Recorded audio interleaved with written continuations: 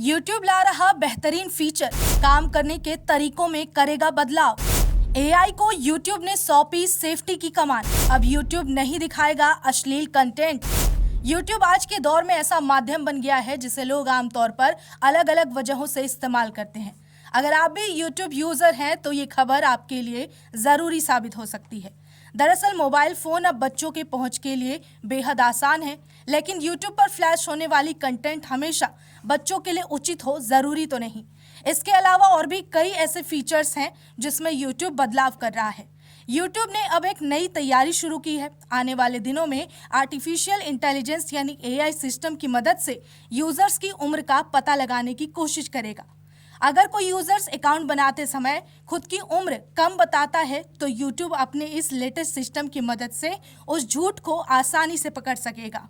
YouTube का ये नया AI सिस्टम कई तरह से संकेतों से यूजर की उम्र का अनुमान लगा सकेगा। इसमें देखा जाएगा कि यूजर कौन से वीडियो सर्च करता है, किस तरह का कंटेंट देखता है और उसका अकाउंट कब बना था। अगर सिस्टम को लगता है कि कोई यूजर 18 साल से कम उम्र का है तो वो अपने आप उस यूजर के लिए सुरक्षा फीचर्स ऑन कर देगा, चाहे उसने प्रोफाइल में झूठी उम्र ही क्यों ना डाली हो। जिन यूजर्स को AI सिस्टम टीनेजर मानेगा उनके लिए YouTube कुछ सुरक्षा नियम लागू कर देगा। इनमें एज लिमिटेड वीडियो को ब्लॉक करना, पर्सनलाइज्ड एड्स बंद करना, ब्रेक लेने की नोटिफिकेशन दिखाना और बॉडी इमेज जैसे संवेदनशील विषयों पर वीडियो शामिल है।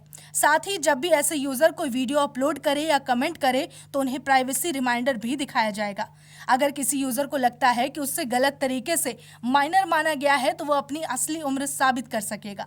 इसके लिए यूजर को गवर्नमेंट ID अपलोड करनी होगी, क्रेडिट कार्ड से वेरिफिकेशन करना होगा या एक सेल्फी लेकर भेजनी होगी।